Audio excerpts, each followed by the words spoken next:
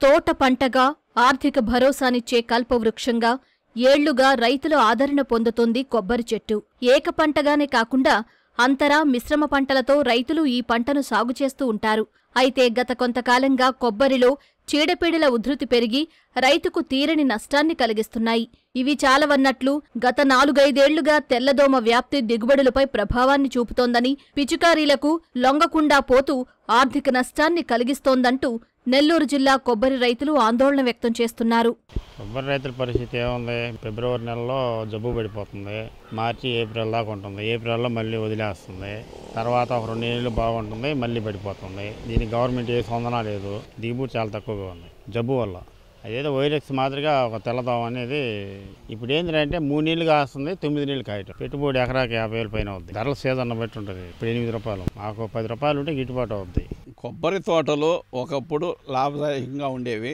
ప్రజెంట్గా తెల్లదోమ పడడం వల్ల పూర్తిగా నాశనం అయిపోయిన తోటలు. దిగుబడి ఒకప్పుడు చెట్టుకి 150 నుంచి 170 కాయలు ఫర్ ఇయర్కి వచ్చేది. ఈ రోజు 30 నుంచి 40 కాయలు కూడా సంవత్సరానికి రావడం లే. మాకు పెట్టుబడి మాత్రము అప్పుడు ఎంత అవుతుందో దానికి డబుల్ అయ్యింది. దిగుబడి మాత్రం 40% పడిపోయింది. మేము ఏదే దానికి పోలేక దీన్నే పట్టుకొని ఊగులాడుతున్నాం. వైట్ ఫ్లై పడిపోవడం వల్ల పూర్తిగా దిగుబడి తగ్గిపోయింది. నేను కొరత ముందు పెడతాను, పక్క రైతు ముందు పెట్టడు. ఆటోమేటిక్గా దాంట్లో ఉండి పురుగంతా దీంట్లోకి వస్తుంది.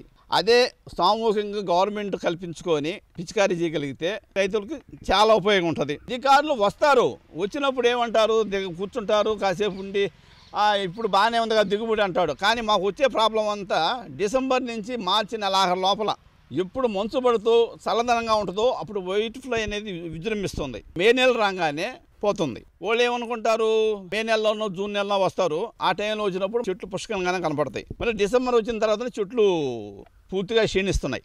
జిల్లాలో ఇందుకూరుపేట మండలాన్ని కోనసీమగా పిలుస్తారు. సుమారు 10,000 ఎకరాలకు పైగా ఇక్కడ కొబ్బరి తోటలు ఉన్నాయి.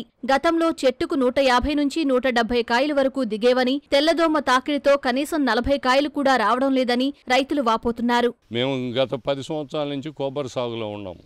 అది ఎందుకంటే వరి ధరలు గిట్టుబాటు లేక ఈ కొబ్బరి సాగులోకి వస్తే అంతకుముందు పర్వాలేదు, ఒక రకంగా దిగుబడి వస్తుండేది, కొంచెం రేటు ఉండేది. గత 3 సంవత్సరాలు 4 సంవత్సరాల నుంచి తెల్లదోమ ఒకటి, వాతావరణంలో ఎక్కువ వేడి రావడంలో ఈ పిండి నిలబడడం తగ్గిపోయి కాపు తగ్గిపోయింది. కాపు తగ్గిపోవడంతో కూడా ఈ రేట్లు కూడా పెరిగిన ఖర్చులతో కూడా రేట్లు కూడా పెరగలే. ఈ అన్ని కారణాలతో కొబ్బరి రైతులు దారుణంగా నష్టపోతూ ఎన్నో ఇబ్బందులు ఎదుర్కొన్న పరిస్థితి ఏర్పడింది. అధికారులు ఎవరూ వచ్చి చూడలేదు, ఆ పురుగుకి సరైన మందులు ఇప్పటి వరకు నిర్ణయించలేదు. తెల్లదోమ పడి గవర్నమెంట్ కూడా దాన్ని పట్టించుకునే వాళ్ళు లేడు. కనీసం వాళ్ళు ఏదైనా దానికి మందులు ఇచ్చి దగ్గరికి వచ్చి చూసి అసలు గవర్నమెంట్ ఆఫీసులో రావడం కూడా లేదు. ఏమైనా కూడా ఒరేసినా 5 సంవత్సరాల్లో 20,000 వడ్లమిని, మరి ఈ సంవత్సరం 18, 16, 17కి వచ్చేసాం. ఖర్చులు పెరిగిపోయినాయి. కూలివాళ్ళు కానీ వ్యవసాయంగా మరీ పిండి కట్టలు అనేది టాప్కి వెళ్ళిపోయింది. దీనిలో 1,500 నుండి 2,000కి వచ్చేసి కాపు బాగా తగ్గిపోయింది, రావడం లేదు. గెలకి 5, 6 పింద ఎక్కువ రాలిపోతుంది. కొబ్బరిలో రుగోసు సర్పిలాకార తెల్లదోమ నివారణకు ఉద్యానాధికారులు ఎప్పటికప్పుడు సలహాలు, సూచనలు అందించాలని, క్షేత్ర పర్యటన ద్వారా రైతులకు అవగాహన కల్పించాలంటూ రైతులు కోరుతున్నారు.